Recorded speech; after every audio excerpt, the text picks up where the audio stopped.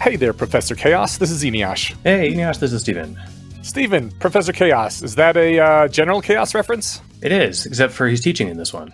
Excellent. And he's teaching very chaotically. I could just spend 5 minutes Googling the alignments, but it's kind of more fun I know about as much about it as he does. I feel like he taught in a very chaotic way. So, yeah, Professor Chaos. I feel like it's super appropriate. It felt very much like a sort of natural conversation like someone might have on a podcast that goes all over the place, and eventually you got to be like, oh yeah, we should get back on topic. Yeah. Which is kind of like this one. I like it. Yeah, I liked it too. Which is kind of like this podcast called... what is this podcast? It makes sense. Sorry. No, you're great. It makes sense if you understand decision theory. This is the show where you and I sit down to talk about Kelsey Piper and Eliezer Yudkowsky's glowfic called Project Lawful. We do this every week. You can support us at our Patreon. We appreciate that very much. There is a link in the show notes. We have far less listener feedback this time than last time. Shall we hit a few of them? Yeah, that sounds great. The first from MTC says that the TX in Meritcell is pronounced like CH in English. The final syllable therefore sounds like the name of the player character in Portal. Okay, yeah, so Meritcell. We'll try to remember that from now on. I'll do my best. Shoefish had this was the week of people just disagreeing with me from last week. Ooh, hey, I got some of those from Shoefish too. We appreciate it. Hell yeah, we do. When I was discussing, Keltham said, maybe we shouldn't teach them how to solve diseases really easy because making lots more food to feed those people is hard, and that'll just increase rating from chaos countries. And I kind of agreed with that. Shoefish says, healthy babies are bad warriors without the minimum additional inputs of time and food. Therefore, if chaotic groups get cures and manage to administer them effectively, it will result in a hunger epidemic, rather than overrunning their neighbors with massive hordes of starving infant barbarians. I think Shoefish makes a good point here. But this is a fantasy book. Putting, a magic club in the hands of a baby might empower them to be a raging barbarian. We don't know. If you had that many clubs, you'd already be using them, though, right? Only for ages 3 and under. Oh, yeah. Well, that's the constraint on the enchantment. Okay. Only works on toddlers. Yeah, I think Shoefish's point is correct. But, in a world of magic, everything goes. I think Shoefish is correct, and I was being wrong there. Just wrong is the only way to put it. If you have too many babies and you can't feed them all, you will get starvation because the number of raiders that you have has not increased and won't increase for another 15 years or so, by which time the babies will have starved to death. I mean, that could mean that they have to up their efforts for a decade and a half, I see. So maybe the ones that were coasting, slacking on the rating are going to get serious rating now? Or, I mean, previously you brought back what you needed or what you could carry in one trip. Now you just take back more. You steal so much that it's not sustainable long term, but you're not worried about long term. You're worried about medium term. Stealing just enough to make it sustainable long term as a government. Raiders are specifically known for killing people and taking everything that they can carry back. They don't care about the long term. I guess it depends on. I'm not an expert raider. There was a band of in Wheel of Time. There's a group of people, and when they conquer, they take a fifth of the people's stuff. And it's more of like an honor thing than it probably is a necessity thing. But so they don't kill the people so much when they conquer? They enslave them for a year and a day, the ones that they don't kill. I think you're probably right. Kids need food to grow up to be good barbarians. Shoefish and I were disagreeing about I think Shoefish said that it didn't seem like I spent 5 minutes thinking about the ethics of cow fucking last week. And it's true, I spent 5 whole seconds on it. So, did you spend 5 minutes thinking about cow fucking over the past intervening week? No, probably less than I did just for the sentence that it took me to type out my reply. But Stephen, what's it going to take for us to get you to fantasize about cow fucking for 5 minutes? Fantasize, it'll take a lot, but thoughtfully consider. That's what they call it these days. If there's a meaningful reason to come up that it comes up in the story again, I will sit and ponder it for 5 whole minutes. Okay. All right. Gorky's got this one. I think you're confusing Eliezer for a straw Vulcan. Even if you take Keltham's comment to imply Doth Alani don't take drugs recreationally, which I don't think is correct, it doesn't mean, and instead they sit in the corner and stare at a wall all day. Maybe after plucking the low-hanging fruit, we could see they saw even higher and more interesting fruit to reach for. Maybe, but you know what makes you see really high and interesting fruit? When you're really high. I don't think you do. I've been really high, and it's fun, but mostly what you do is you see the low-hanging fruit, and it looks to be high because you're high. Yes, the fruit that is low-hanging is suddenly the most interesting thing in the world. Yes. It is not a productive use of... it's not... I was going to even constrain it to say it's not an academically productive use of time. I think it's a valuable use of time in, the range of experiences people can have. Yeah, as long as you don't overdo it. Yeah, I wouldn't spend a day a week doing it, but a couple days a year, Yeah, totally. Or maybe people in the 11th century had unimaginably more fun than we possibly can today, and they had so many more problems. I think that was due to my saying, Dothalon sounds kind of boring because everything is solved and optimized. And he's like, yeah, isn't it terrible to not have problems you can solve? No fun anymore. I think I made a less passionately but similar thing. It's nice to solve problems, but it's also really nice to sit at home and enjoy, the works of art that can be created only in a world where there aren't tons of problems. That's true. But, that reminds me. 2-second plug for Guardians of the Galaxy 3. It's sad and it's worth it. It's the best Guardians movie ever. Go see it. Cool. All right. Yeah. And we could not have made that in the 11th century because people were too busy starving and having smallpox. Yeah. If only they, stopped setting cats on fire so much and started, washing their hands, it might have worked. But yeah. Maybe fucking a few less cows. So Chumich is I don't know if this is actually the user's name because it starts with an X, and I'm riffing off of Marichel. But a user whose name might be Chumich says, Urgotha is the neutral evil goddess of disease, so there exists at least one divinity that is against the spread of medicine. Perhaps she is paying Asmodeus to not tell his priest how to make soap. So that it could just be that gods are fuckers. Wow, that's awesome. Okay, I will keep that in the back of my mind whenever my thoughts run to the idea of the gods are fucking idiots. Why aren't they doing X? Mm-hmm. The idea that other gods are paying them and whatever god money they have is I'll move that to the front of my explanation list. I'm looking forward to getting an actual explanation at some point, like what that actually means, what their currency is and stuff. But it could just be souls. But it seems like, if you spend your whole life praying to Asmodeus and you don't get to go to the terrible hell where you're tortured into a different person, then what's even the point if you can just trade your soul away, Yeah. And I mean, the gods want people to die eventually. We know that the ultimate thing they're after is souls. So whatever maximizes the amount of humans that die in a decade is probably what they're after. And maybe that is having soap. Maybe it is not having soap. I feel like they have goals other than, what am I trying to say? Other than souls. Because I'm sure they probably do, but I think that's mostly what they want out of mortals, right? Maybe, but the thing is, aren't the souls are doing something to some end, right? It's like people don't want money; they want money to get stuff. Yeah, I don't know what the heck gods want though. Yeah, me either. Maybe we'll find out. But you're right. I guess in the media, it's operationally sufficient to say they want souls. Yeah. But if we can find some better way to get them what they want, then problem solved. Maybe that is what the purpose of the story will be eventually. Could be. Yeah. If you can't kill them, bargain with them. Exactly, which actually is probably right on brand for this story. And finally, since we said that other things written in the universe that happened before Plane Crash are fair game as long as they're within spoiler tags, there was a quick explanation on how cars work in Dothalon. Did you want to hear that? Yeah, I'm curious. Yeah, and I doubt it's going to come up again later in the story. Yeah, what's the Cliff Notes version? So the first thing to note is that apparently the Bay Area Regional Transit can carry you about 8 miles in about 11 minutes or so, which is really impressive. I think and that's, including several stops. So Dothalon is not too far off from that if all they have is the subway system. But more specifically, what they actually have within the cities is that there is no vehicular traffic allowed on the surface.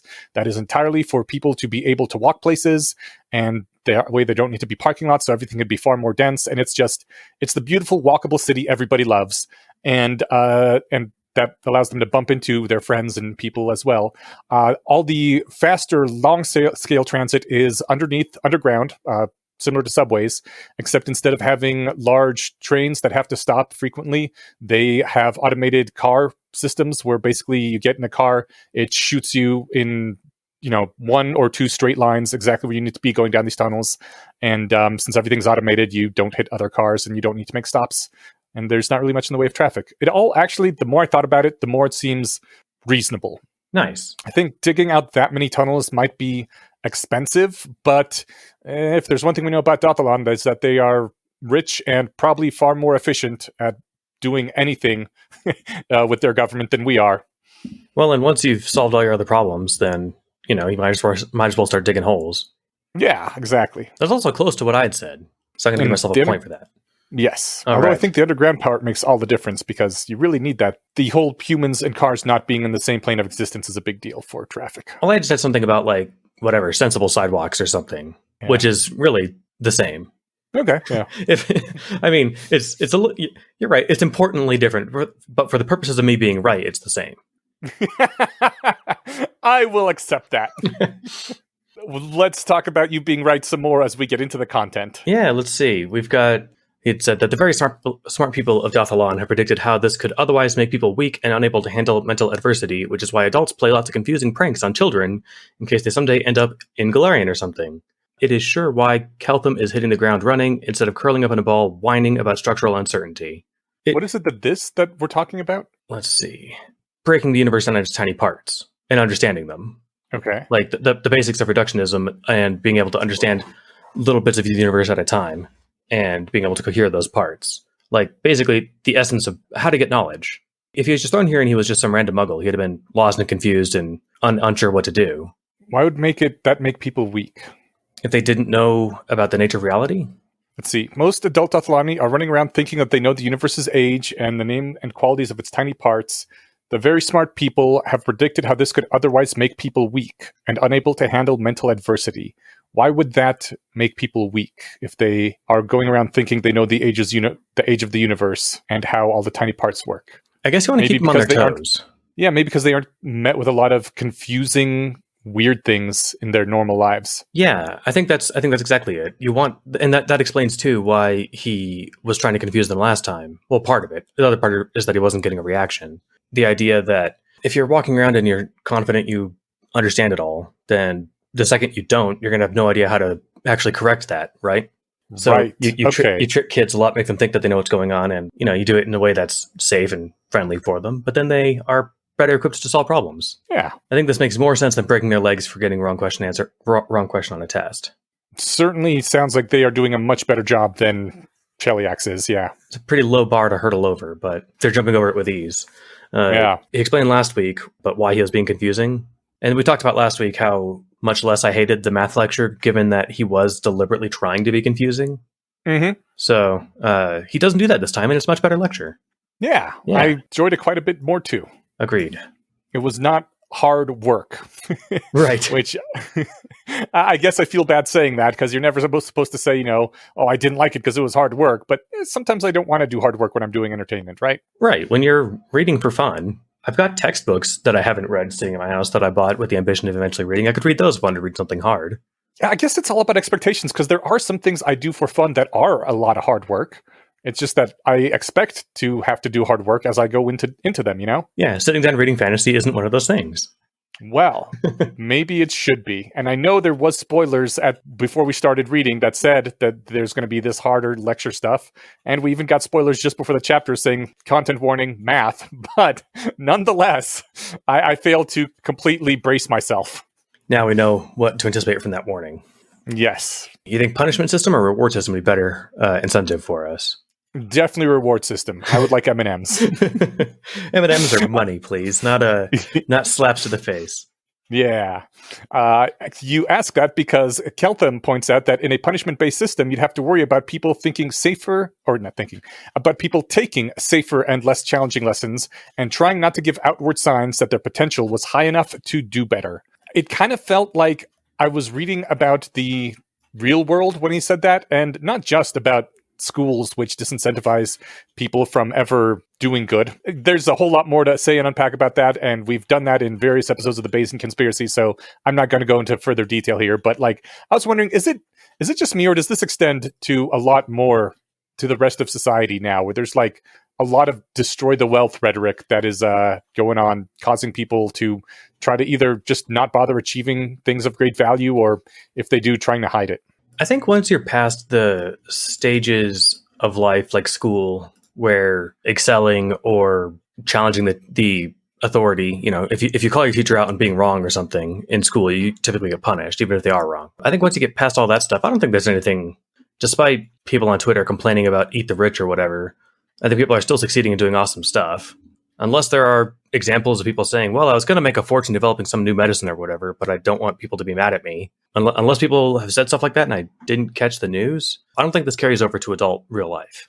But it might be a bad lesson ingrained from childhood. Yeah, I don't know. I think it does carry over to real life. I think that there are a fair number of people who just don't bother trying to strive hard and take risks and do good things, because if you fail, that sucks. You wasted a lot of time and effort and didn't get much reward. And if you succeed, now you got to deal with all the people saying that the fact that you exist is a failure of government policy and you're a horrible piece of shit. And they just don't want that.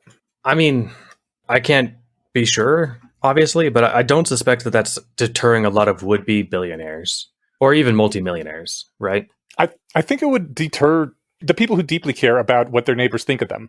And the people who aren't deterred are the people who, are more along the lines of Elon Musk, where they're like, lol, I don't give a fuck what you think about me. I'm just out here doing good shit. And if you hate me, you can hate me. But a lot of people hate being hated.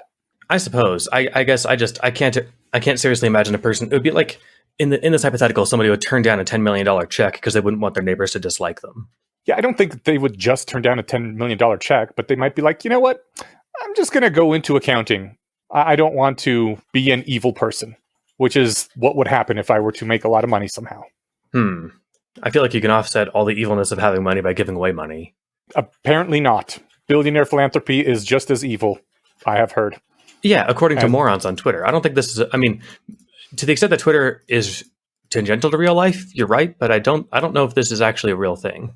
That's a good point. I mean, then again, my being mostly like disconnected from any social media stuff, I think might keep me in the dark about the actual influence and reality of it. Like, just because it's morons on Twitter doesn't mean it's not real.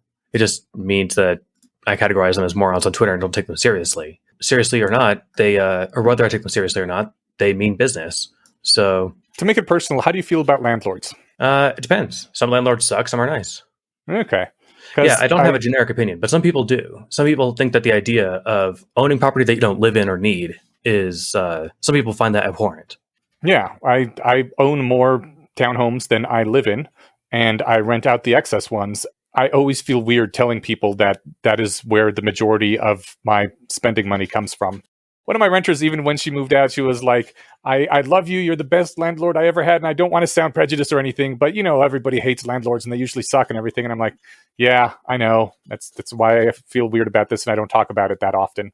Well, I've seen you, leave to go handle problems same day of whatever it is and accommodate people during the plague. Like, there's a spectrum of behavior, but you're right. Some people lump it all into one bucket. And frankly, I say, screw those people. But I realize that's easier for me to say when they're not telling me I suck. So, well, okay, maybe I am too online and I should go touch grass.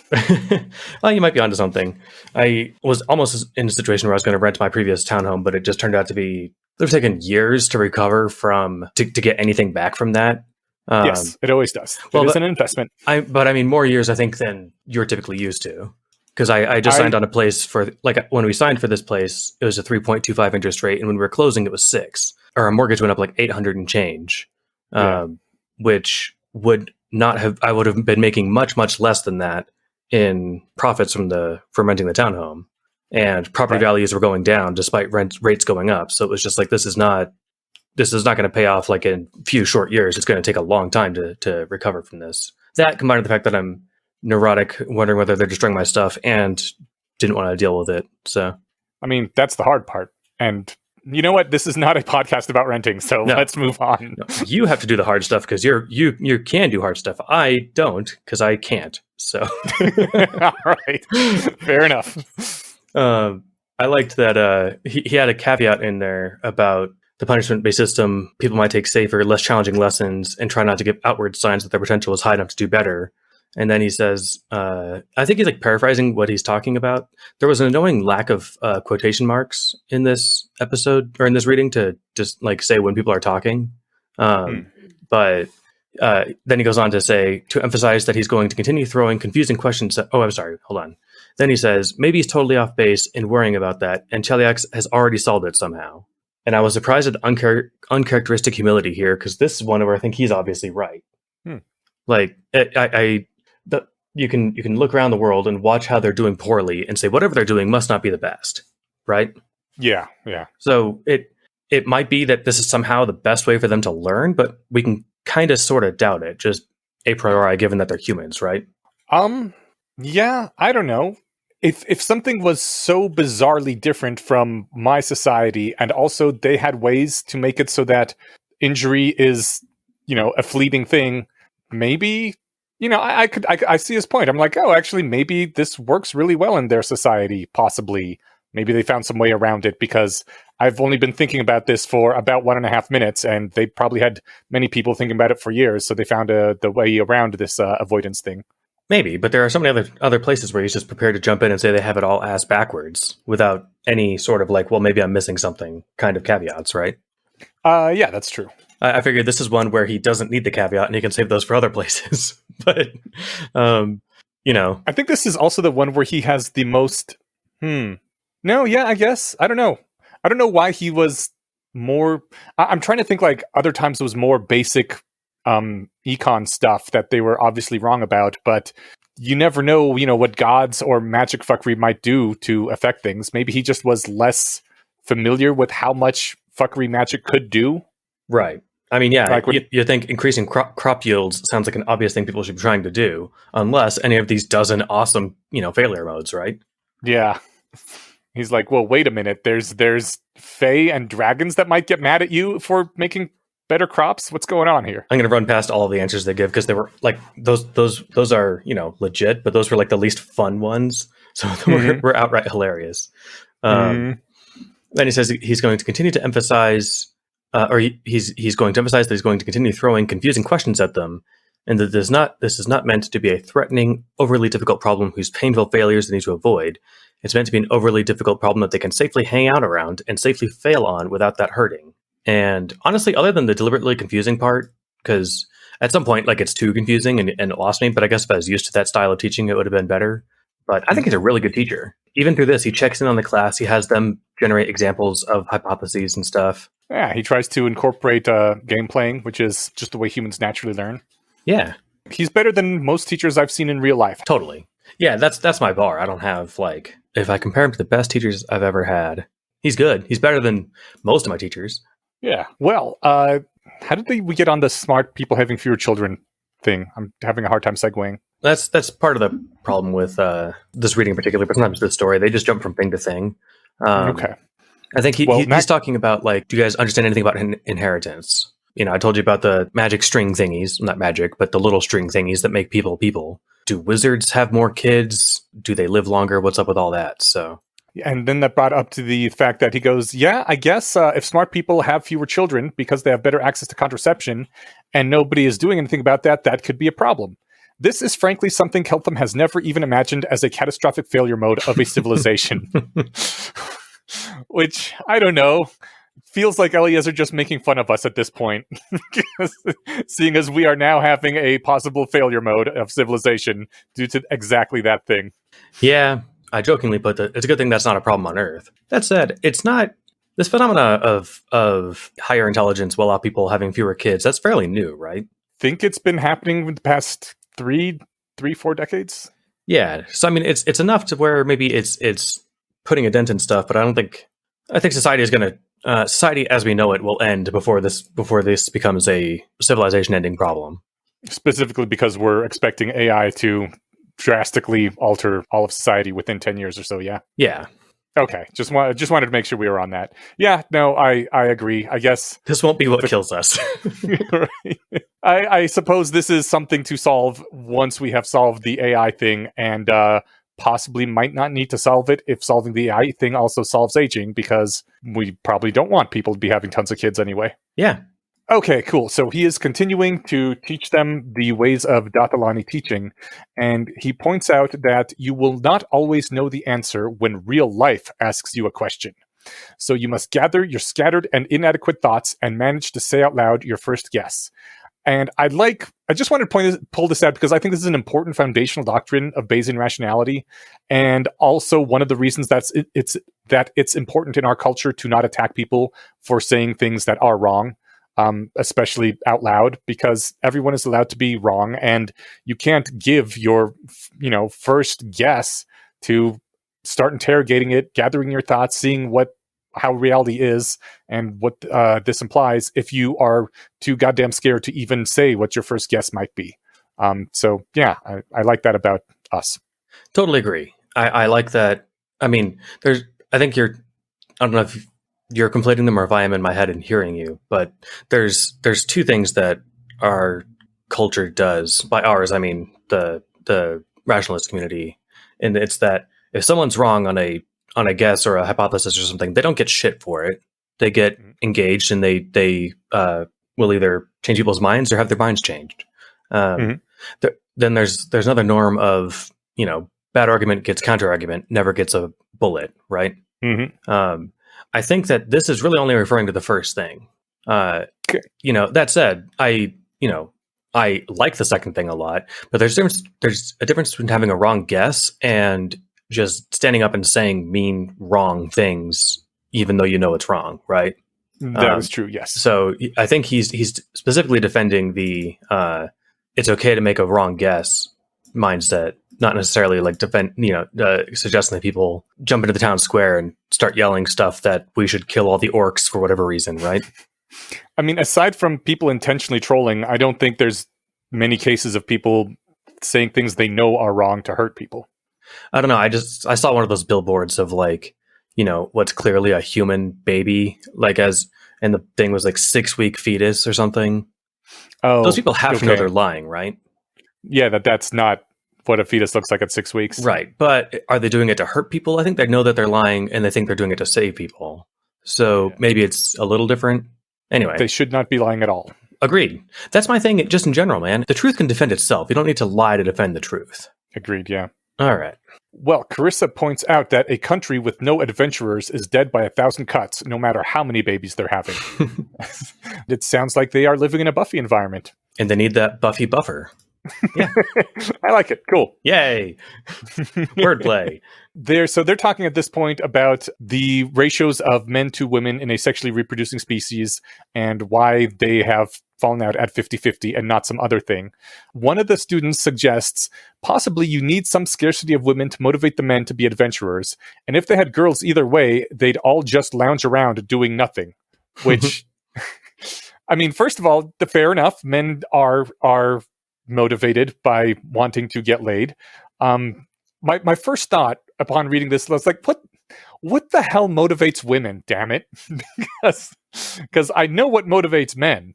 So one meta thought and then one response thought. One is that this is one of the exchanges where there aren't quotation marks. It's not clear if this is stuff the audience is thinking or saying. And then Keltham has 2 paragraphs of parenthetical thoughts and then starts talking like he heard their thoughts. But other times they say stuff like the next time it's the diamond logo, they're talking with quotes and everything. So that was just something that irked me. I don't know if there's probably a rhymed reason to it that I'm missing, but maybe it's just because they want to paraphrase what they're saying without actually having to say said Mextrel or whatever. Yeah. Or let me see, what was her name? Marichel. But you're right. I assume that these things were things that were said out loud, but you're right. There are no quotes around those. Well, and then people respond to them like they were said out loud. So I think it is just one of those here's the stuff they talked about, but I'm not going to write dialogue. But it's so close to dialogue that if they'd just thrown quotes around it, it would have actually worked. Yeah. But I don't know. Maybe I think Kelsey writes, I'm not going to try and read her username. But she writes the diamond logo. So maybe she just didn't feel like writing, people's names after all those sentences. Said another. You know what? That's 2 words. I think that it could have been clearer, but it could have been done. So yeah, there's been a number of times when they just said, said a student or something. Yeah. So what motivates women? I'm going to quote the great 21st century virtuoist philosopher Ted Lasso and say, I have no idea. Little girls are mysterious. Well, on that topic, I actually, at first it was a toss-off comment. What the hell motivates women? I don't know, Then I was like, I'm actually going to sit down and think about this for 5 minutes. And upon further reflection, men are actually motivated by many things, and sex is just a big one. And women are actually motivated by sex too, just, mostly to a lesser degree. To some percentage of women actually do like sex just as much as young men do, and I've met them, and they're great. I don't know. Is it sexist to acknowledge that young men are strongly motivated by sex, and to a decent to a decent extent, like older men as well, right? It's an ever present motivation, and I mean, if it's is it speciesist to say that humans love delicious food? I feel like you're describing something that's so biologically based that it can't be offensive to say. Well, again, I say that upping on Twitter. For all I know, the truth is heretical. But in real life, no, I think that's fine.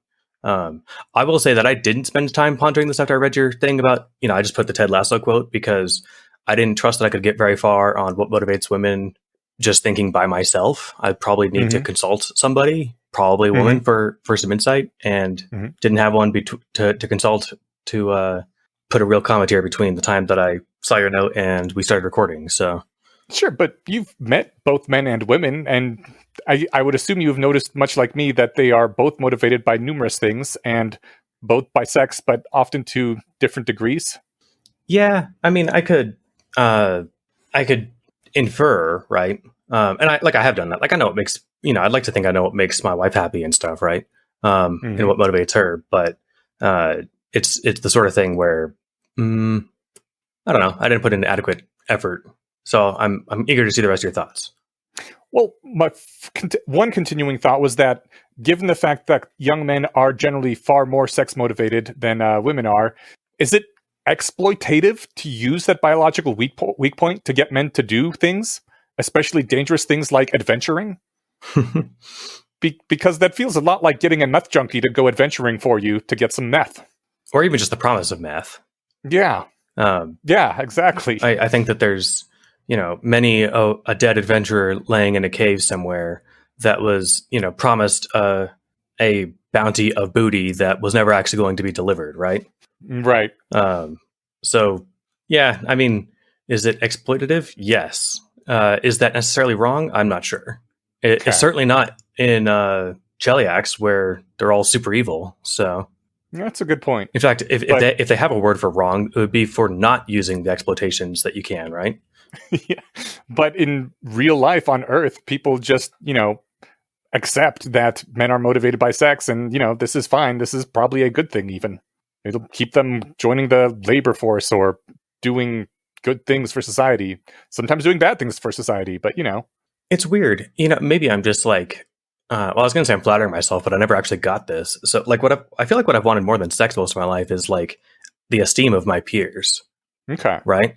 I want, like, respect and, I guess, what do you call it? Like, clout? You know what I mean? Yeah. Yeah.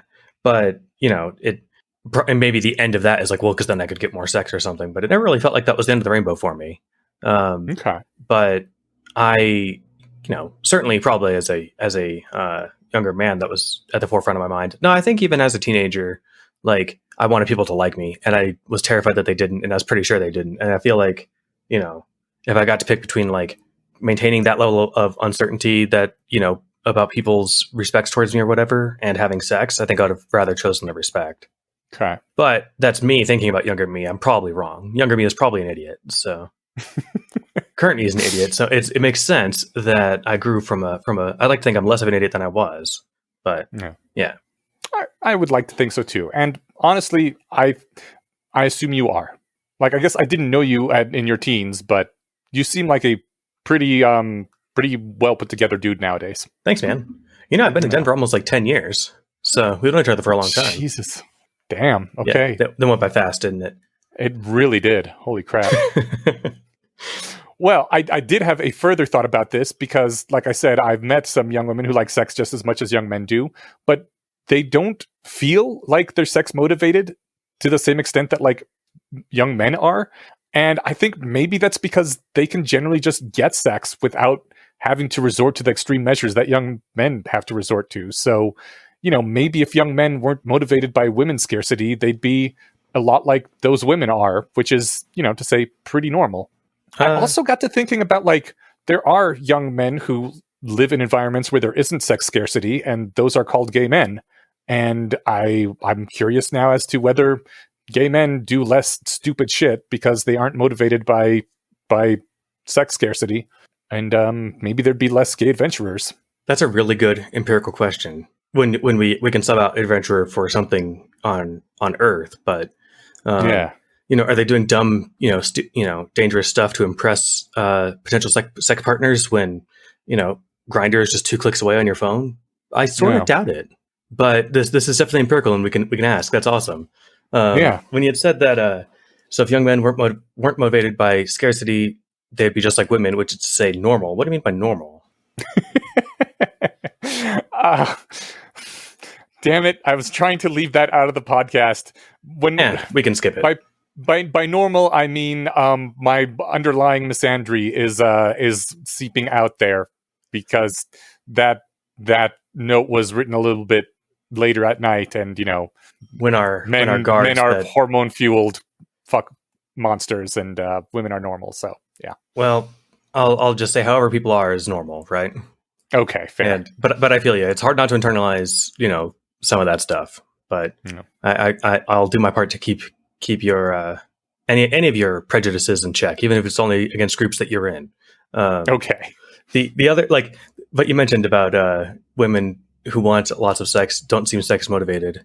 It's like the thing in every rom-com or whatever where the pretty protagonist is trying to get a date on Tinder and can't. And it's like they're getting no matches. Yeah. And it's like, this is the least believable part of the thing. And, you just moved across the country and happened to bump into your childhood crush at the, post office or something, right? Like, I can grant that, but I can't grant that you're not getting Tinder matches. Exactly. And, if and then it seems like, again, in every other comedy like that, where it's like, oh, I just, I haven't had sex in weeks or months or whatever. And it's just, this sucks. And it's like, you can just walk into a bar and just yell who wants sex, and you can be having sex in 90 seconds. Right. Right. And I realize there's a physical security risk, but bring a friend, right? Mm-hmm. This if that's actually all they wanted, then that would be a real problem. Right. The real problem is having sex with someone they want to have sex with. Right. And if you don't care who you're having sex with, then, you can just meet somebody whose name you never know on an app and, hook up, boom, be home in 15 minutes. Right. Yeah. Yeah. So I think that there was another, I forget who, it was some actual scholar that writes books that on, I can't remember, one of the whatever public academics, but it was along the lines of you can tell that there's a difference between there aren't lesbian bathhouses. Right. So there actually is just a difference in their approach to this aspect of life. So, but not, there's not one that's, when you said normal, I'm not gonna say one's better than the other. It seems like there are people who do it differently. Mm-hmm. Speaking of doing it, Keltham is talking about, if you had, a ratio of 10 to 1 or whatever, the species could get along fine with each male having to do 10 times as much work of fertilizing women. It doesn't take that long. Well, if you're doing it right, it takes longer, but not so long that a male couldn't fertilize another female the next day. Yeah. So I had to give him the finger guns for that one. Nice. Doesn't take that long. Well, it takes long if you're doing it right. Yeah. But you have a cool down period over, you sleep on it, and then you're ready to go again. Sure. But if you're just trying to maximize output, you can be in and out in 90 seconds, Jesus. Hey, I suppose you could, yes. This reading sets up for one more joke like that, so brace yourself for later. Awesome.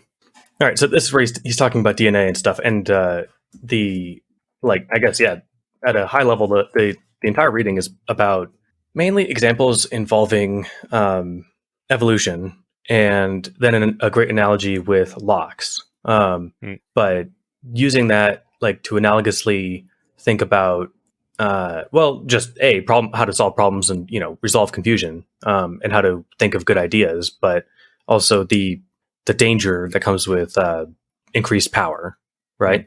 But I liked this line. He says, "Remember some of the things I told you earlier about tiny spirals inside people. Remember those hidden orders that are real and not just stories." That last sentence, that those hidden orders are real and not just stories. I don't know if it's just me, but there's this mental switch that flips when I remind myself of that sort of thing. Like, I know the moon is real and it's however far it is away, I forget. Mm. And I can look at it most nights. But that's just like a fact in my brain. There's this thing that feels different when I remember that it's actually a place where, I could, in theory, go and pick up the dirt, Yeah. And so there's this thing, the facts in my brain don't feel like reality, but he's saying, look, try to merge those things, because that's, your map of the territory is the best you have to go off of. So don't let those things be separate.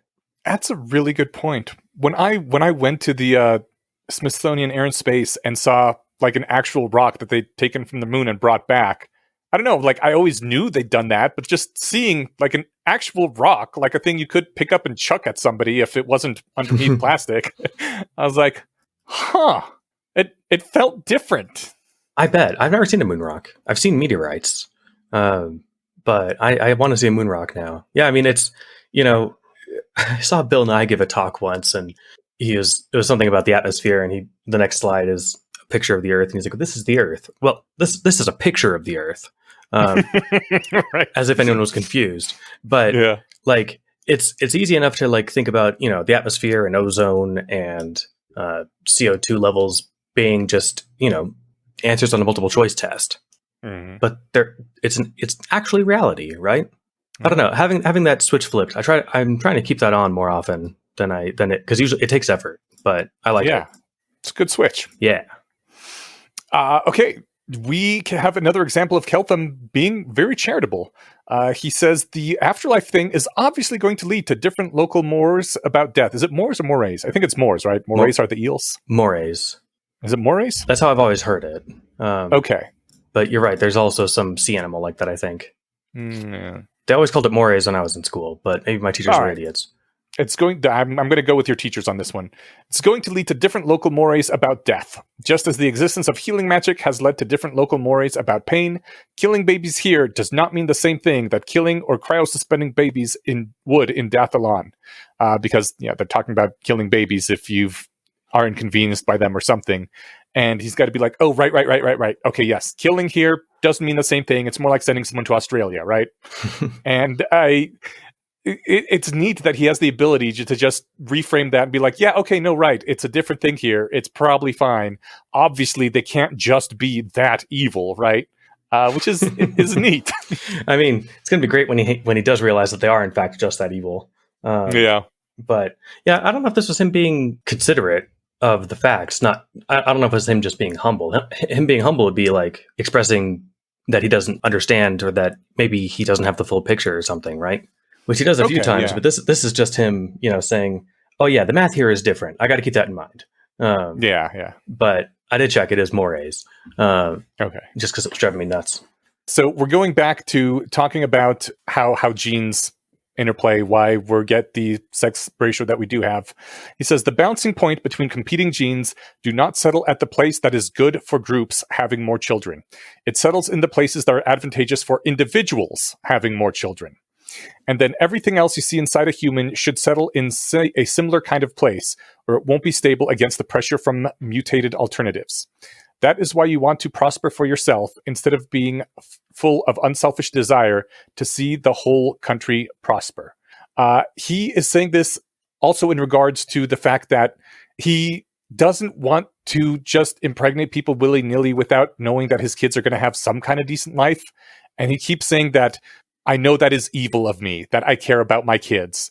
I liked having him spell out exactly what he means there, the difference between good and evil for him, because good is just doing what's best for society, and what's best for their society is for them to have 144 Keltham kids, regardless of how their lives are. And the fact that he selfishly cares about his kids' quality of life is, in his opinion, evil, because he cares about himself and his kids more than he cares about the greater society, which I like. That was a cool way to make that distinction, and I think we would disagree, but seems entirely in line with Keltham and Dathalon's morality. Certainly the way that Carissa's framed how their society works so far, like they would call that evil, right? I mean, he would call it evil, which is, I think, the important part. I don't know. For me, I think you're right. He would, but you're right. We would disagree because I don't want to call any strategy that loses the good one, right?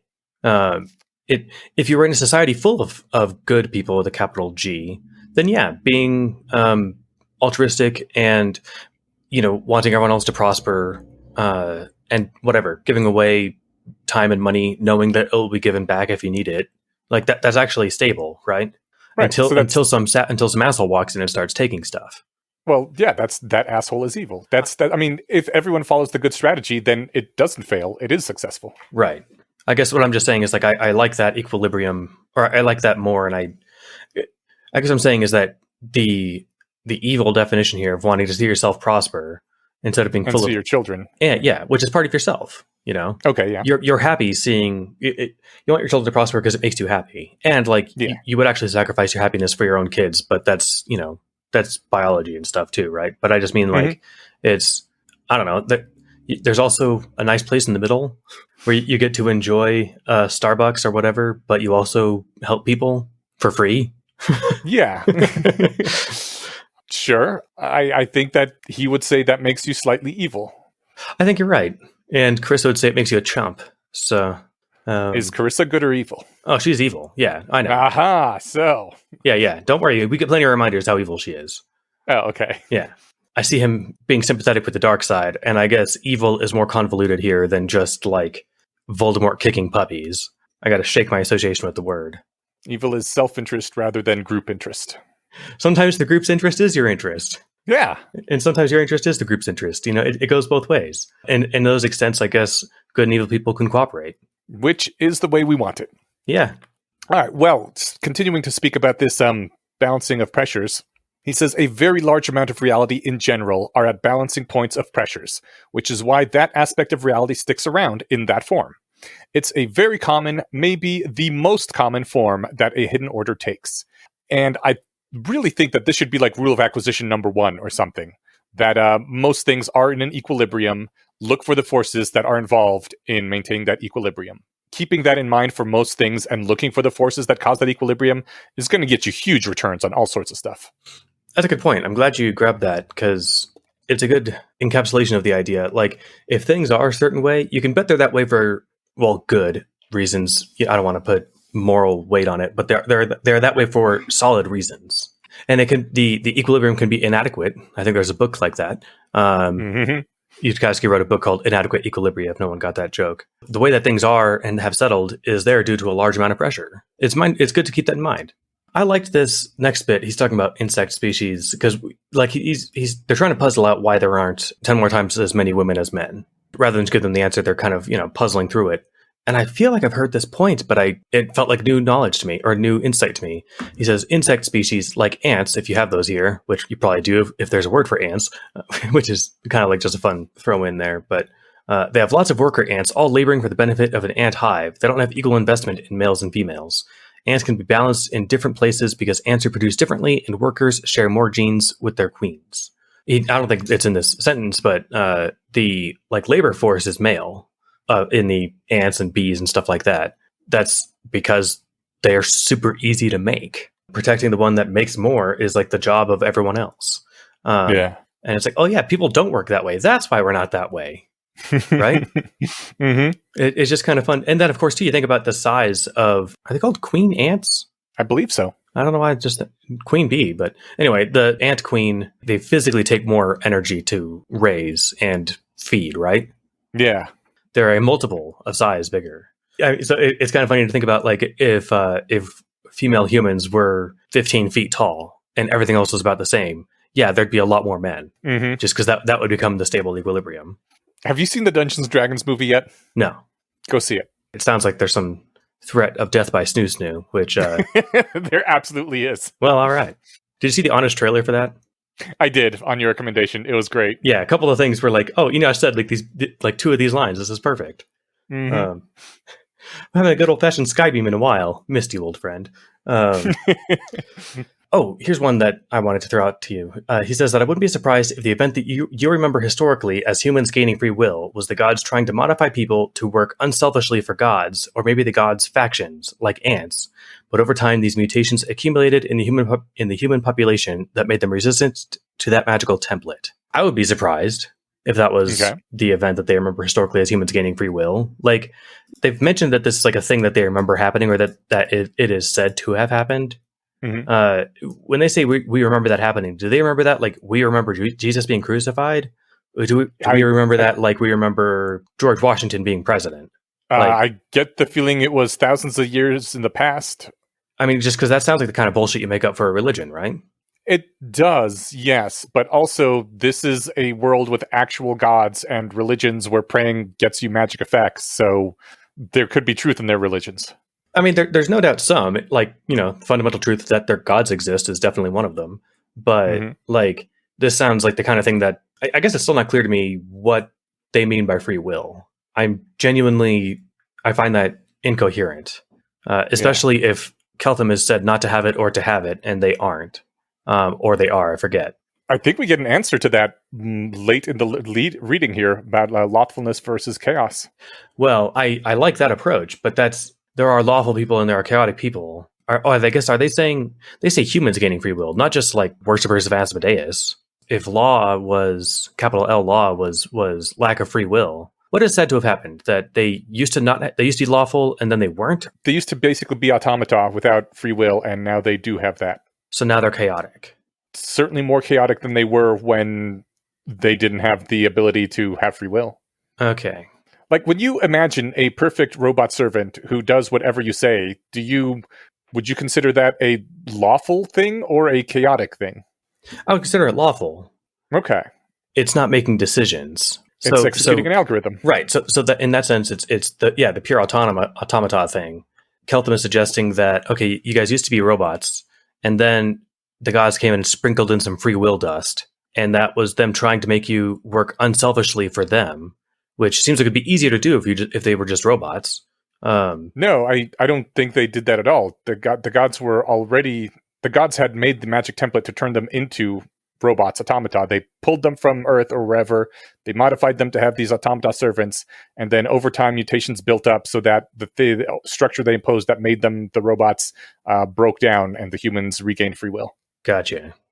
It seems like it would save the gods a lot of trouble if they just built actual robots.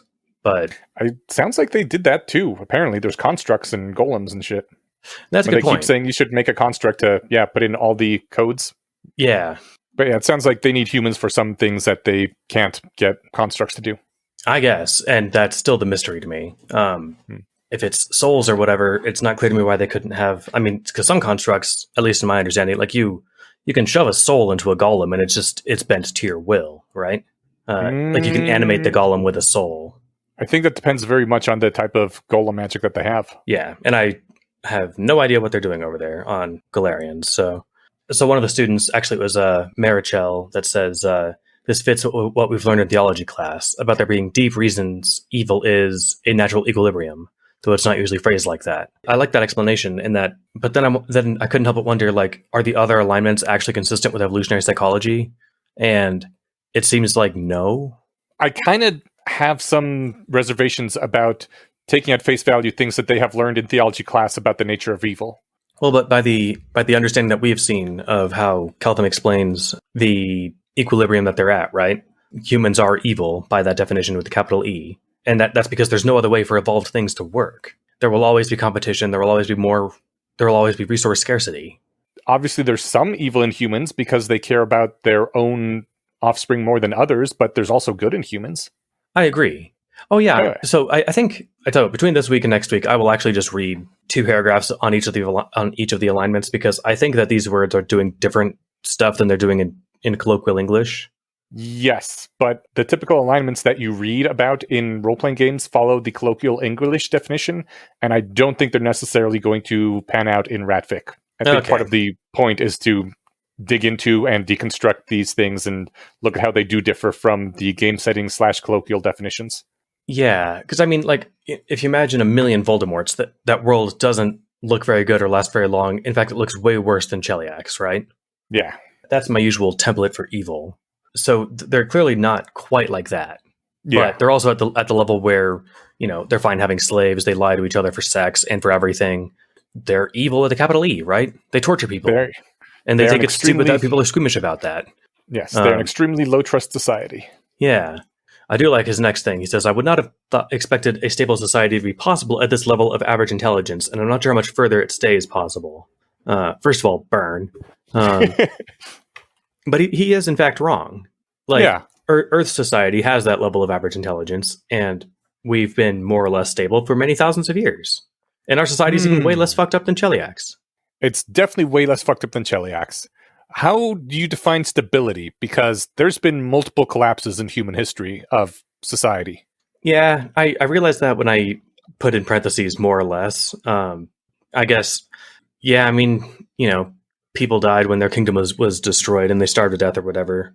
But my bar is unfairly high in that the world hasn't ended yet. But only because it hasn't been possible, I think. I think if it were possible, like if ending the world was as easy as toppling a kingdom, we'd all be super dead.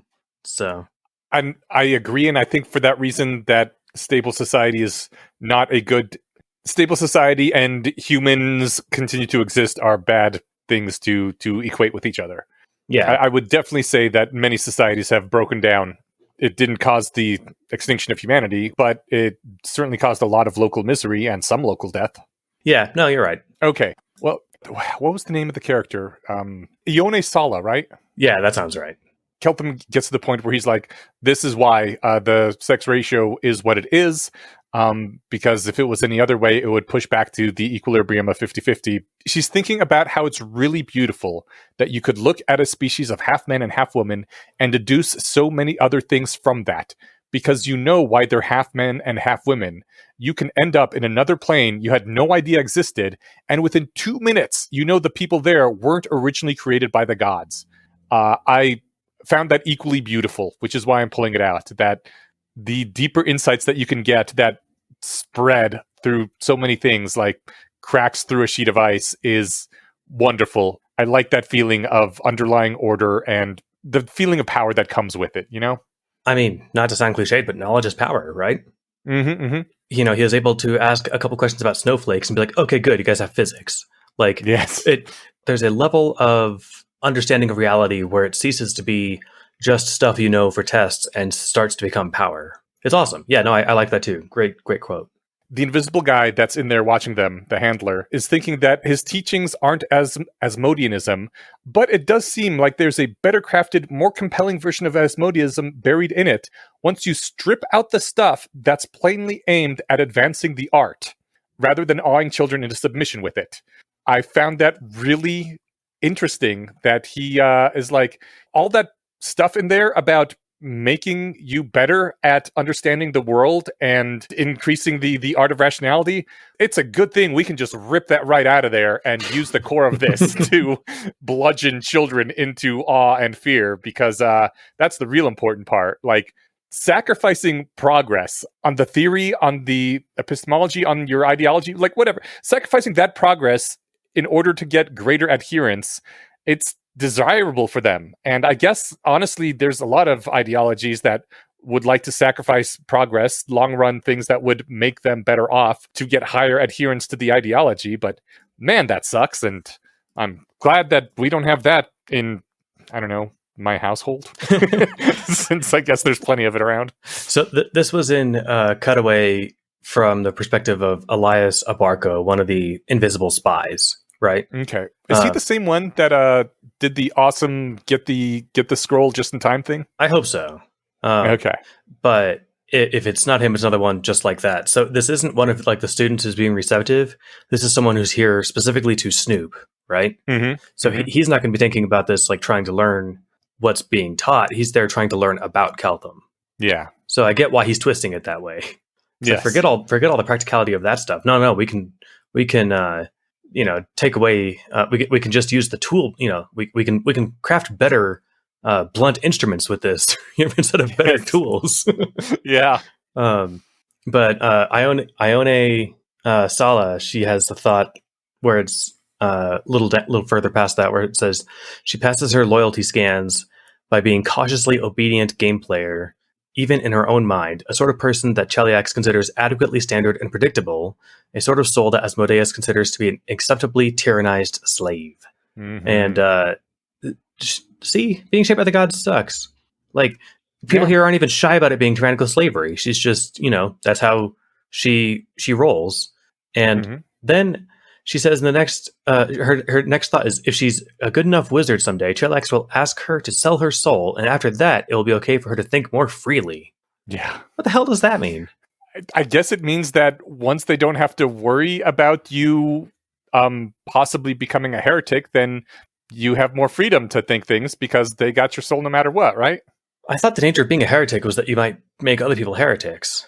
Maybe that's it too. I guess maybe it's not the heresy thing. Maybe that's why she still has to circumspect her thoughts and her actions somewhat, but a little more freely. And is the soul like the free will dust that the gods sprinkled in? Or no, wait, that's the stuff that evolved after the gods' programming wore off. Yeah. That's so. I'm not trying to be obtuse here, and I'm not like, this isn't me being like, a radical new atheist, but like the idea of souls and free will actually make no sense to me. Yeah. I get very, at a high level, quick view what they mean colloquially. Like, I know what they mean when people talk about them, but I think they're not coherent. Right. But this is a world where these things are talked about in a way that they're facts of nature that are coherent, right? Yeah. So I'm really looking forward to seeing what the hell it is they're talking about. Yes. What is a soul? And she says she can think more freely after that. What if you can sell it? What is it doing for you? And if you can think better thoughts afterwards, then what service is it doing for you? Well, I mean, you could think better thoughts afterwards because I think then you won't be tortured for thinking those thoughts. Right now, she can't think those thoughts because torture will result. Once her soul gets sold, then they won't torture her for thinking that. So then she's allowed to think more freely. Although that thought itself sounds like heresy. But as long as she keeps that on the edge of her mind and doesn't try to think it explicitly, then she should be okay. I'm more curious as to why everyone can't just sell their soul then. Like, why does she have to first get asked and pass some kind of, it's now okay to ask her test? Like, if I already am in Cheliax and pretty sure I'm going to die and go to hell at some point, why can't I just sell my soul right away and gain the benefits of that? I am guessing because people don't want to pay for it. Huh. What if I'm willing to sell it pretty darn cheap as long as I can think my thoughts freely? Then then in that case I have no idea. But she says that it's only if she's a good enough wizard that someday. Yeah, that she has to be a good enough wizard. Yeah. But yeah, so I mean, I figure like if you don't want to be a good wizard, but you think, hey, look, I'll sell myself 50 cents so I can have all the thoughts I want, right? Yeah. You'd think everyone would do that. I would think that, but apparently no. Like, somebody has to come up and ask you, and you don't get asked unless maybe your soul isn't worth shit until you're a wizard. I don't know why that would be. All I know about soul harvesting comes from the Elder Scrolls games, and all humans have like the same power of soul, but I could imagine where like, the higher level the human, the higher value of the soul. That said, you would think that a high-level carpenter human would be just as good. Oh, wait, no. This is not... this isn't Arab, necessarily. They have to do more combat stuff to get their skills up, right? So I guess any sufficiently advanced adventurer or wizard might have a valuable soul, whereas everyone else's are super cheap. Maybe since people can't leave the country, it's just assumed anyone that dies within the country, you get their soul anyway, so why would you pay for it? But once you're a good enough wizard, then you have the power to maybe teleport out of there. And so they're willing to pay you money to get your soul since you have the ability to leave. I like that. It's not guaranteed. Yeah. That could be. But even so, I still think that petty souls have a value, Yeah, but why pay for it if you're getting it anyway? Yeah, that's a good point. Well, hopefully we'll find out. Yes. So they he's talking about restoration magic, and he says restoration isn't just a way of curing people of a set of problems. It's an investigation tool for seeing whether observable qualities of people are being affected by things that restoration cures. First, open your eyes and look. Ask how every resource you have and everything in the world around you can be an eye. That's interesting phrasing that I think my delivery didn't really encompass, but the part I grabbed that for is because Ione thinks that this is the most Nethys thing ever. And Nethys was the chaotic god? I think she was the god of like using science on magic. That might be it. Which one was the one that kept nudging, like, no, pay more for the squirrel, like, or give him more levels? Yeah, I think that was Nethys. Wasn't that just like for shits and giggles, like chaos though? Maybe that wasn't Nethys then. God damn it! I don't know. Let's find out. I'm trying to search it, but it's hard. How do you spell Nethys? Nethys. Nethys. Oh, I was going to do a search through the story, right? I can just Google it. Yeah. Nethys was the one that paid for more and is totally sort of a chaos trickster god kind of thing.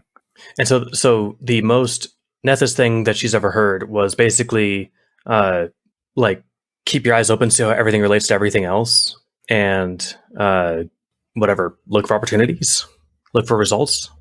I guess because that is inherently, like, as he describes later, not lawful. Lawful is here's the steps, do them.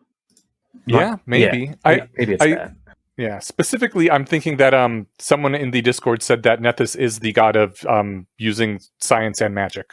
Okay, cool. Fair enough. Like sort of an experimenter kind of thing.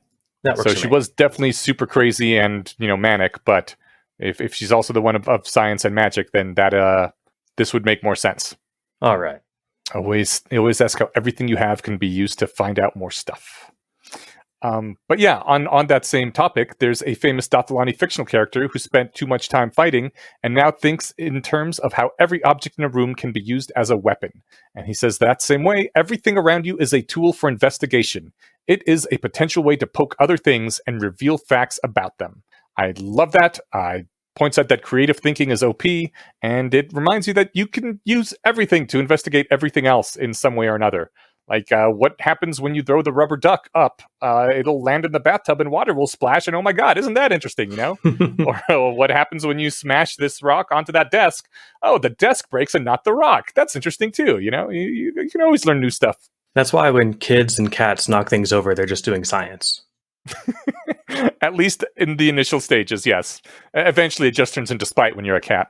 I don't know. They seem so curious about it. But, yeah, I liked the fictional character who spent too much time fighting and now thinks of how every object in the room can be used as a weapon. Makes me think of Mr. Potter, give me 10 creative uses for objects in this room. Yeah. Yep. Hufflepuff bones. He's never going to live that down. No. Keltham says, before you look at your results, you should try to come up with some prior idea of ways which reality could be that could produce which results. What are the different things that might be true? Once again, this is the ways of Bayes. You first have to hypothesize, what are you more likely to see in reality based on what you believe? Yeah. I like how that's so unintuitive to them, too. They are being faced with a question they don't know how to answer. So Keltham says, when you're faced with a question like that, kids often would try to invent a game corresponding to the question that they might learn something from playing. It might be worth your time to spend a whole day playing games like that. I liked this quite a bit because, play is just the natural way that humans learn. And I don't know, this passage made me feel slightly old because as I've grown older, I have found games to be less and less fun. And the rewards in games seem kind of lame and fake now. And that, on the one hand, that kind of sucks because play is how most learning is done. And it means that I'm not going to be learning nearly as much stuff. On the other hand, is there any value of learning about which combination of strategies in a certain game leads to victory? I don't think that there is necessarily, because that's going to get me some pixels and maybe a rush of serotonin or dopamine, but it's not going to affect anything outside that. That knowledge isn't going to help me in any other way. But it didn't matter when I was younger. Like, just the act of playing, even though the rewards were ephemeral and would disappear when the computer got turned off, it was still fun. And I assume that shift in me is largely a hormonal thing because, in ye olden times at my age, there wouldn't be enough time left to exploit whatever I learn in my life, any new gains that I make from learning. So I should very much focus instead on extracting gains from what I've learned up to now, right? I only got maybe a decade left before I croak, so not much point in learning new things. Just start gathering resources and shit, what I got. But I don't know. Obviously, that's not how soon I'm going to die. Hopefully, anyway, crossing my fingers.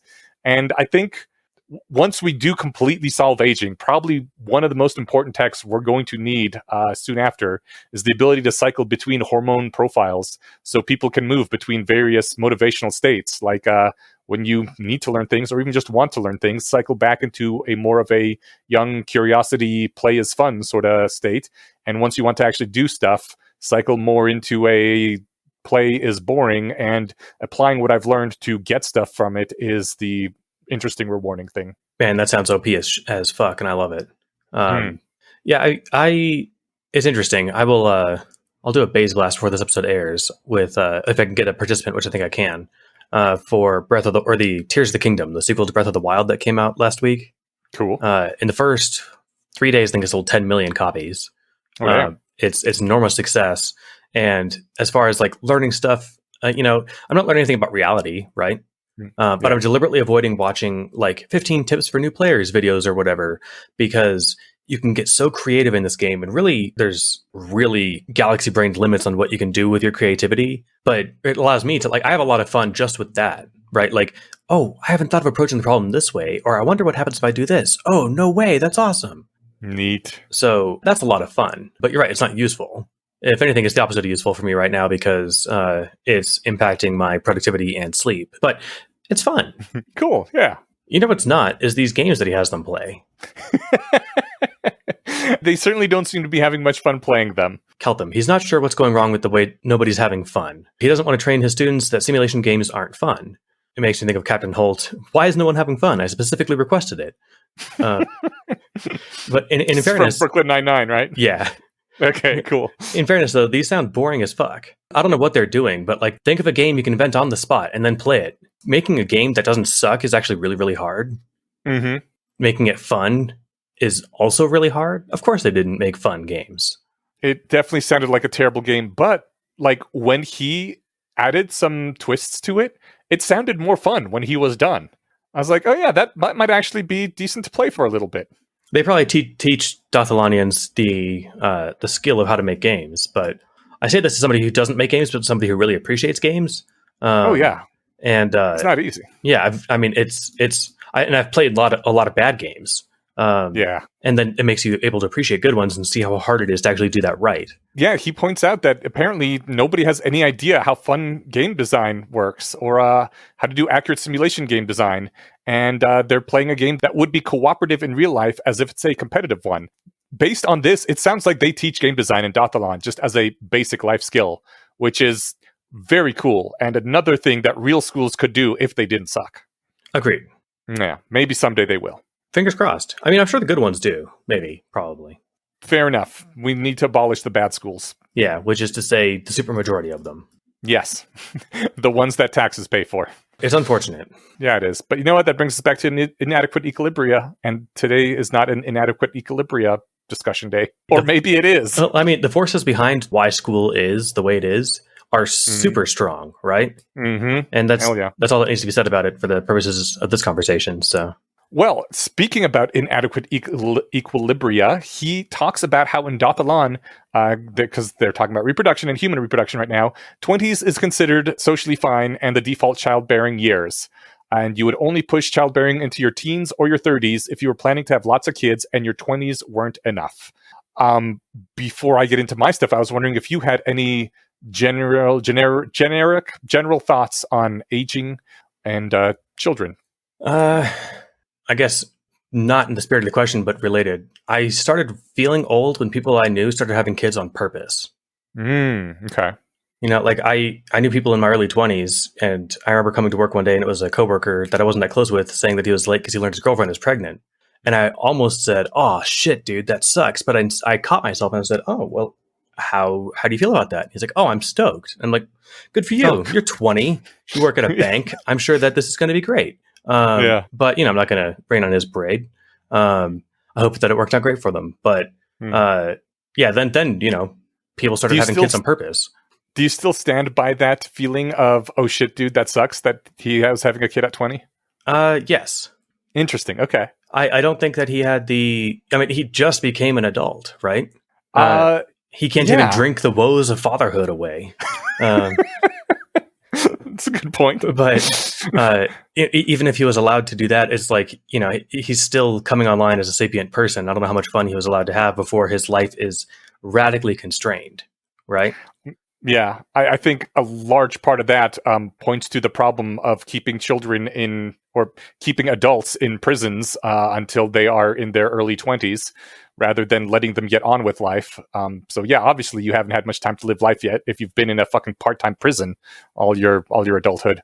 Yeah, but I think even like part of that prison is just being, a dumb kid, and that doesn't really start wearing off until your 20s. I think it could start wearing off a bit earlier if you weren't forced into schools like that. That's plausible. Yeah.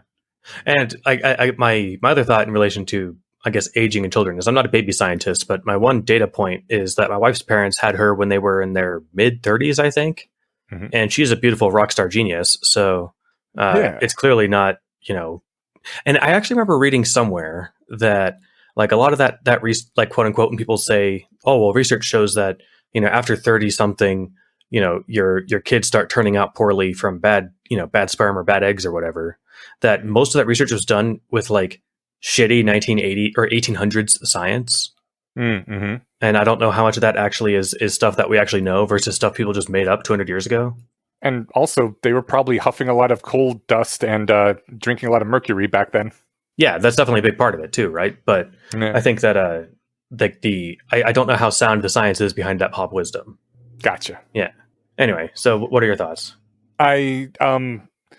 Based on at least when I just before I got my vasectomy, I got some sperm put on ice, and I heard basically the same thing, that the older you get, the harder it is to get good sperm. So this was a good time to be doing it anyway. And they did, I don't know, run some tests on it and basically tell me how it looks in terms of, the optimum range of sperm. So I think there is definitely some good science that backs up the decrease in quality as you age thing.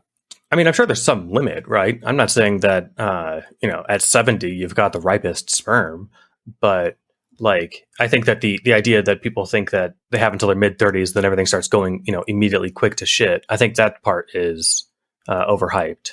But if these people, you met with real scientists who work in, modern age, I'm sure that they know more than I do. So maybe your odds of whatever success go down or something, but who knows? Right. I mean, they definitely do, and that makes conception harder, because a lot of the times when what we think of conception is just the thing actually implanting, and when you're in your 30s, a lot of the fertilized eggs are just like, oh yeah, no, this one's no good, it gets flushed out. And so they still fertilize the egg, just not a very good fertilization. So it goes out the trash, and they try again next month. Your body tries again next month. Well, at least people like trying. That's true.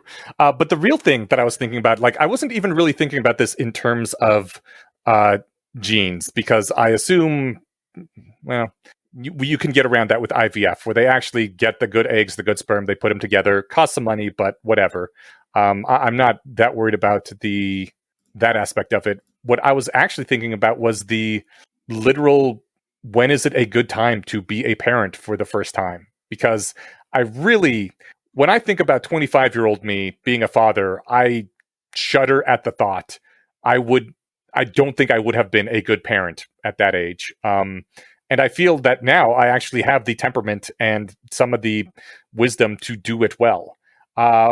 But on the other hand, I am really keenly aware in the differences in available energy. And from everything that I've heard, children take up an immense amount of energy. And like, my ability to absorb sleep deprivation in my 20s was huge. And my spare energy that I could throw at things was significantly higher than it is now. And so that is a massive advantage to having kids in your 20s, that maybe outweighs this worst temperament that maybe, like, I'm specifically would have been extra bad at being a father at 25, and other people would have it better. But I don't know if the extra wisdom and more calm, understanding temperament is enough of a offset to make up for the lower energy and lower ability to absorb sleep deprivation and other shocks like that. So yeah, I'm really torn on the issue. I don't know. Yeah, that's maybe the 20s is the best decade to have kids, maybe there's some variety among people, but the thing I think about sleep deprivation really speaks to me right now. I don't know what it is, but I've been not sleeping well for the last few months, and it has been killer. And I've gone through periods like this in my life, but this is like the worst it's ever been. Like not the worst sleep, but the worst like my ability to cope with it. And it's kind of surprising. So yeah, there's definitely something to that, which is probably why humans, are capable of reproducing younger, right? If we were best, it seems like it'd be nice if evolution could have given us the best of both worlds, but it gave us the adequate of both worlds. Right. Anyway, I don't know. Yeah, it's a tough trade off. I don't have a good. I don't think there's a golden recipe. I guess the like one option could be work hard and save until your 40s, and then you can hire full-time help. Yeah, I guess so. I mean, certainly to get through those first 3 years where sleep is like the biggest hit. I guess I don't know if my theoretical future kids were to ask me what decade should I start having kids. Maybe I would say mid-20s. I don't know. I wouldn't say that to mine, but I haven't given it that much thought. Yeah. Neither is Keltham, for that matter, actually. He was saying that the prospect of having 144 kids here would be less of a fun, awful question if this place was less of a giant flaming mess. Should I maybe wait until I've had at least 2 consecutive waking hours that have gone by without my realizing once again that things in Galarian are much worse than I previously realized? And I think, yes, slow your roll. You have to realize that you're also creating a bunch of beings that will eventually be tortured in hell. But he hasn't had that explained explicitly yet. Yeah. He's had it nicely paved over. That's going to be one of the things that he's going to realize, after 2 more waking hours go by, that like, oh shit, I almost damned a bunch of people to hell. A bunch of people that I actually care about. When he says, should I maybe at least wait until 2 successive waking hours have gone by without, me realizing things are worse than I thought? Like, I don't think that's a serious question. I think that is his way of saying, oh my God, I have not had 2 successive waking hours where I haven't realized things are worse than I thought they were. This is a sign, guys. This may not be a safe place to have kids. I think it was a rhetorical kind of a question. Yeah, I think it was rhetorical, but the best kind of rhetorical question, the kind that like is kind of an actual question. Like, I don't think that if it was 2 hours and 15 minutes, then he'd be like, okay, that's long enough. But he basically is saying, I keep learning how much this place sucks, and I keep being surprised every couple of hours. Like, maybe I should wait until those start tapering off. So then I'll actually have an idea of how much this place sucks before I decide if I want kids. Yeah, that's true. He has kind of decided he does want kids, I guess. Has he? I think he's down to 65%. All right, good point. Well, no, I think that's what he says. That's literally what he says, yes. Yeah. That is why I said that's a good point. So this is where he asks them like the safe and effective things that they would do if they're going to try to increase or basically mess with the genetics of corn to try and increase crop yields. And the first answer he gets when he's like, hey, what are some good ideas is pray for guidance. That they're like, yeah, I know that's probably not what you're going for, and frankly though, I think that's a really good suggestion. And I think we've had hand-wavy explanations for why people aren't doing this, but I'm not convinced yet. Like, the gods are finicky or whatever, but Keltham hasn't really had that demonstrated to him. His cleric, like 6 hours after he got here, maybe the gods will talk to him more than talk to other people. I think people do that. Like, as I think the next sentence she says after pray for guidance is that it's the frontline intervention for unexpected consequences. I think the gods just don't answer very often or don't give good answers, but it sounds like people definitely try. Yeah, I guess it's a frontline intervention. I guess, yeah, it's not clear, I guess, how effective it is, but clearly they can't ask the gods what to do and they get an optimal answer back, right? Yeah. But I like that this keeps being brought to Keltham's attention. Which I think might be Kelsey's way of saying, Keltham, look at the gods. I want to talk God stuff. And it's also just a big fact of their reality, so of course they're going to mention it. Yeah. But I like, then he's thinking about how could there be a disaster, not just a minor stumble, from trying to create a new strain of corn? Then Ottomans weighs in and says, Ottomans wishes she had not been reminded of that. Those were not good times. There was a corn incident. I'm sure there was something terrible. Maybe they all got pounded in the butt by their handsome creamed corn. It could be worse. The kids, they all throw out, or I guess the students, they all throw out just like increasingly more fun examples. Like, it's really good for a certain kind of pest. They grow big and eat everybody. It smells irresistible to dragons. It angers the fae. It's more fertile, but then it grows everywhere, literally everywhere. It's great for a couple of years, but it's sucking the vitality out of the soil. Like, it grows 600 feet in height and angers aerial dragons. More plagues or more pests. This is one of my favorites. It's addictive, and once you've eaten it, you can't eat anything else. Then my real favorite answer was, it's actually just mediocre corn, but with mind control to make you think it's really great corn. And we're convinced we succeeded and planted everywhere, at which point it's powerful enough to enslave the whole country. And they throw these ideas out, one after another. Just boom, boom, boom, boom, boom. And that was like my... Like, oh, okay, cool. It is great to probe them for ideas because none of these things would have occurred to him. Literally, maybe the pest thing, right? The mildest form of the pest thing. Yeah. Not like locusts that will lay their eggs, and they'll have. Maybe the locust thing was probably the only one that occurred to him. Not the whatever man-sized rats, Yeah. But the mind control that makes you think it's good corn. These ladies have a lot of experience living in a Buffy environment. I love the idea that you could make a crop that like isn't actually that good, but it's like the mutation is that it makes people think it's awesome.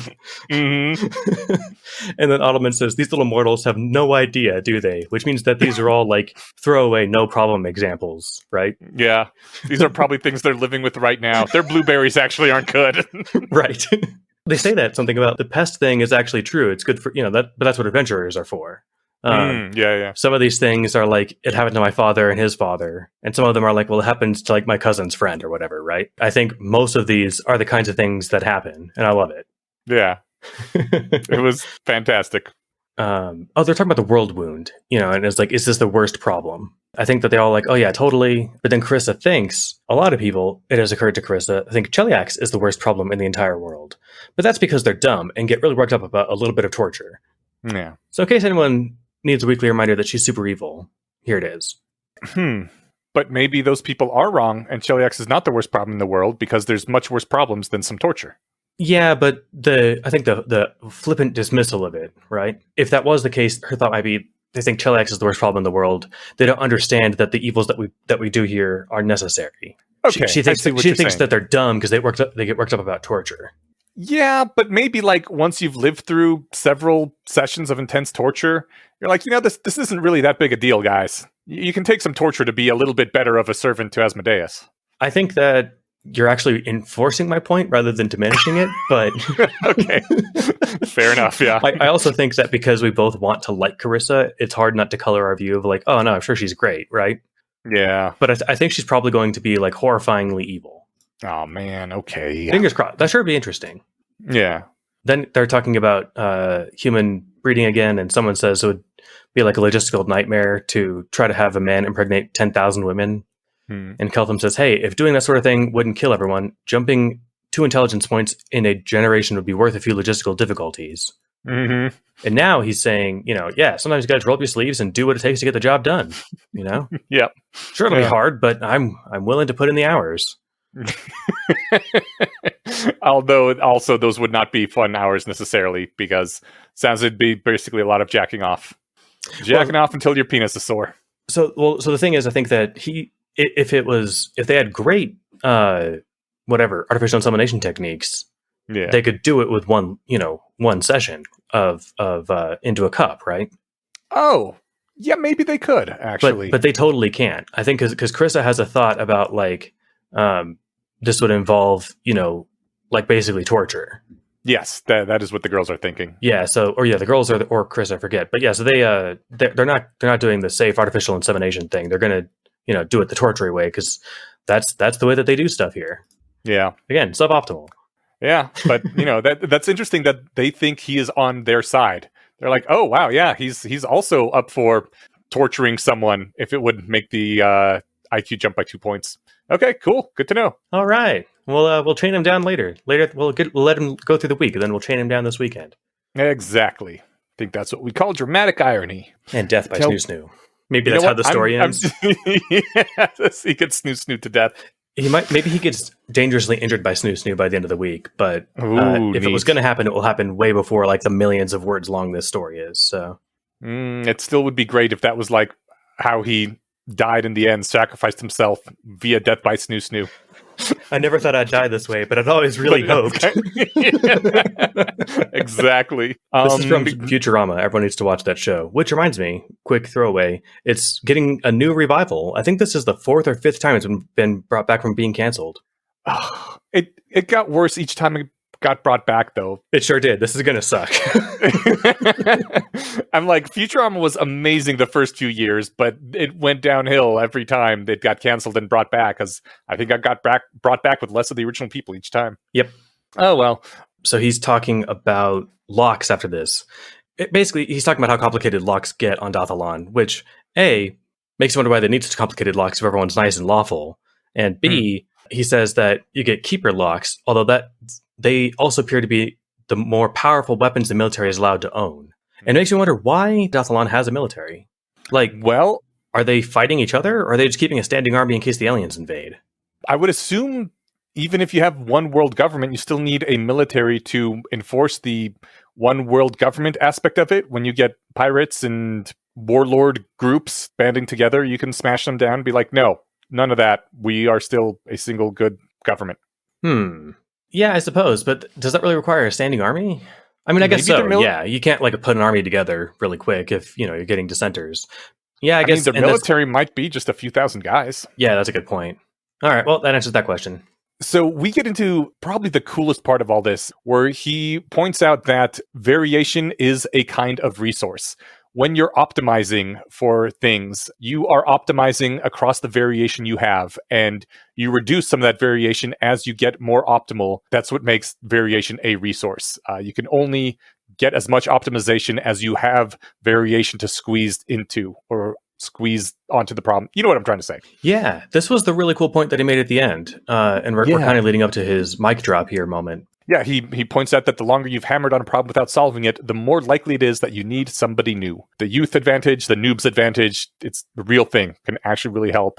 When I first started reading it, I was like, oh man, he's making a really strong case for getting a lot of gold for his very different seamen, because he is adding a lot of variation into their thing, and so that he can optimize real hard on that variation again to ratchet up another notch or two for their entire society. But as you were saying, he brings it back to this cool lawful versus chaotic free will kind of thing by pointing out if there's a best way to do things, wouldn't doing it any different way necessarily be doing it worse? And I think we talked about that several times already before this in various episodes. Free will itself may be bad in that it results in suboptimal things being chosen, but it preserves variation, and that makes up for that badness. I really liked that, but it also made me suspect that I'm motivated to accept this answer for the suboptimal reasons of me just liking variation personally, rather than for the reasons he's saying. Well, at least you like the right thing. It would be maybe better like stuff for quote unquote the right reason, but as it is, your aesthetic inclinations are correct. If your inclinations are towards diversity of ideas and stuff like that, that is actually the recipe for success. According to this lecture that he has given, yes. And that makes me suspicious about accepting it, because it seems very convenient that the thing that I like is also the best answer. And I hope it is, because that would be great, but it immediately throws up red flags. I am sympathetic to that concern, so it is good to be extra scrutiny, bring some extra scrutiny to it. It's hard to say, right? Because I like when he keeps saying that there's a saying that even in chaos, almost everything is made of law. I think when we get to that, we can swing back to this. Okay. Actually, we're not getting to that just yet, because there's a couple more diversions before we get to that. Let's hit those real quick before we get to the mic drop. Yeah. First thing he says is that his desire to have kids has dropped to maybe 65%. Not so much about this update about Galarian's nature, but as to what it implies, because all his first order updates have been in the same direction so far. He says, to be repeatedly surprised by the same observation indicates that the machinery making up yourself is not properly reflecting the idea of surprise. Which made me think, oh, hey, yeah, it's the AI thing again. Because most of the people I know who aren't freaking out about AI right now are the ones who just became knowledgeable about it, right? They just became aware that this AI is a thing when GPT 3.5 made its big debut and everybody started talking about it. But like those of us who've been watching this since the pre-AlphaGo days, like back when AlphaGo first came out and GP2 came out, and we saw it iterate, and each iteration was significantly more powerful before and faster than before. Like, we were surprised, or at least I personally was surprised enough times by how much change had happened, how quickly, that you just crank up the old update-o-meter eventually. And then when GPT-4 comes out, you're like, yeah, I'm actually not surprised this time because I have cranked up my update-o-meter and I know where this is going.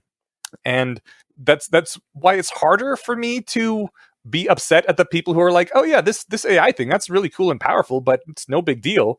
Because yeah, this one thing isn't a big deal, but I really wish you'd been paying attention for the past 4 or 5 years so that you could realize how big of a deal it actually is compared to what was expected and how things should have been progressing. I agree. When you're seeing it in isolation, it's much less impactful than when seeing it on the trend curve that we've been seeing it on. Yeah. Yeah. And he's been seeing a trend curve as to how bad Galarian is. Right. He should see where it starts tapering for sure. Yeah. He briefly mentions partial ejaculation technique as a way to impregnate multiple people quickly, which piqued my interest.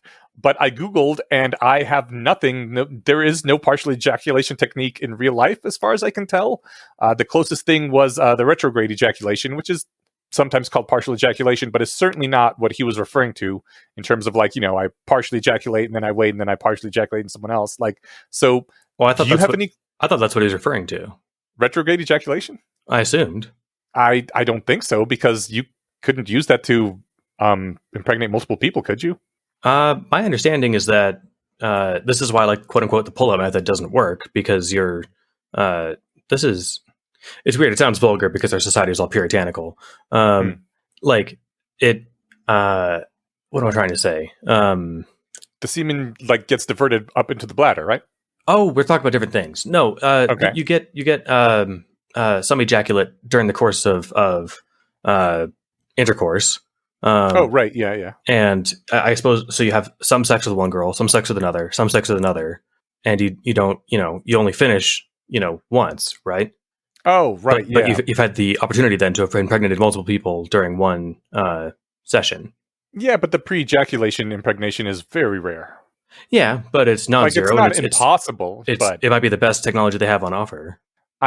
If they have a partial ejaculation technique, that sounds much more like I'm going to come with just my left nut right now, and then I'm going to come with my right nut later, and that is certainly not that. I guess maybe I was just assuming something simple. I also like that you Googled it. Enjoy your targeted ads. If I get a targeted ad telling me how I can do this sort of half and half ejaculation, it will be for the best, and I will thank Google. And share your wisdom with the rest of us. Absolutely. If any listener knows what the heck this is about, let us know.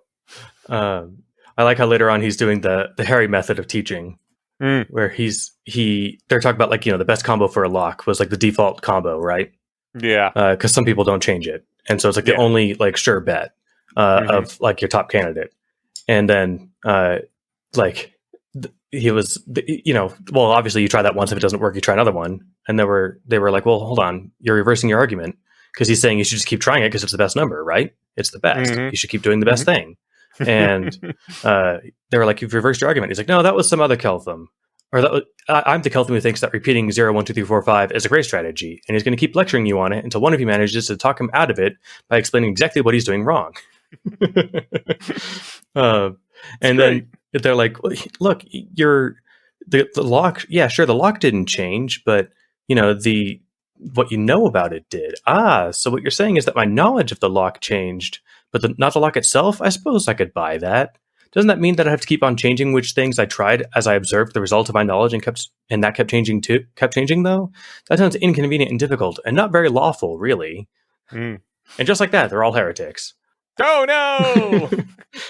I guess I'm not exactly sure what the tenets are and what it takes to become a heretic, but sure sounds like it's dangerous, right? Yeah, he just convinced them that they're doing something that's not very lawful. Yeah. Oh boy. Oh, man. But this is great. Yeah, I love this whole interaction. This I'm a different Keldum thing. And he says, wouldn't it be better to build a lawful construct instead of a chaotic one, which would just kept putting in that one number over and over? It's going to be a great construct. The best. Optimal. And the girls are all protesting. They're like, no, trying every number in order is totally lawful. Law doesn't have anything to do with that. And Carissa is thinking to herself, she's going to be able to resolve the bet this evening. Proposes everyone double or nothing on their is Keltham a sadist betting. That brought me up short because, like, Keltham is totally trolling the girls here. He's doing, as you put in your comments, the Harry method of teaching. And it's super fun. And he's having fun.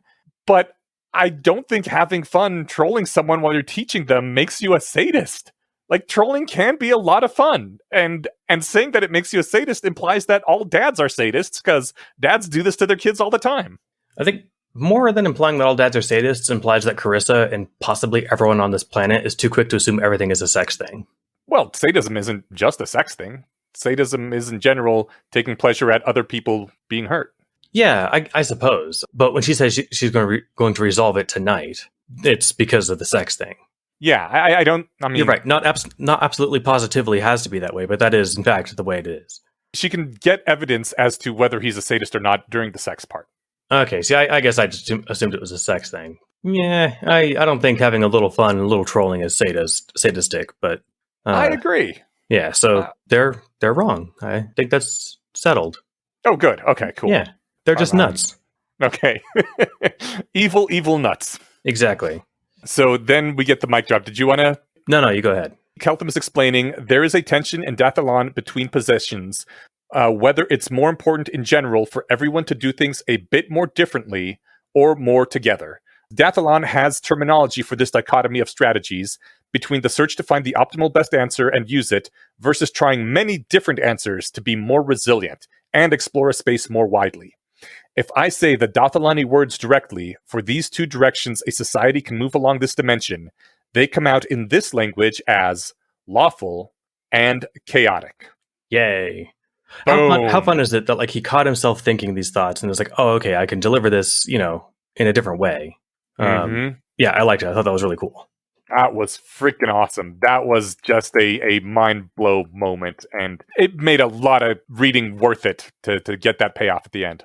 I found this lecture, again, more fun, maybe because it wasn't so alien. Like, I knew some about evolution, I knew some about arms races and that sort of stuff. This seemed to tie into the language of the story more than the math lecture did so far. Yes, that is the thing that really made the difference, that it brought in the conflict between lawful and chaotic, between good and evil, the things that this story is about that we care about, and took us further along that conflict using the lecture. Yes, I like it. Even Elias Zabarko, who's not an 18-year-old girl and is not going to gape wonderingly at Keltham because everything makes sense. No one would notice since he's invisible, but nonetheless, he has too much dignity. I think even he's trying to keep his jaw off the floor. Yep. And he's just like, oh shit, it's never been explained so succinctly with real examples that I can actually understand and get my head around. I'm sure they have their own explanations for what these things mean. Having it tie into a way that, like, kind of shows, like, look, actually, you need both. And what was Cheliak's again? They were lawful evil? Uh-huh. Gotcha. So he's showing them the virtue of chaos. Yes. Awesome. Starting out from showing them the beauty and the power of, because you see that there are 50% men, 50% women, these are all these other things you can learn from it, and bring it all back around to this once they've already been awed by the power of all that. And yeah, it was so good. Hell yeah. Well, that was, in my opinion, the emotional climax there. Again, huge props to the people in our spoilers channel for knowing where to end these things super well.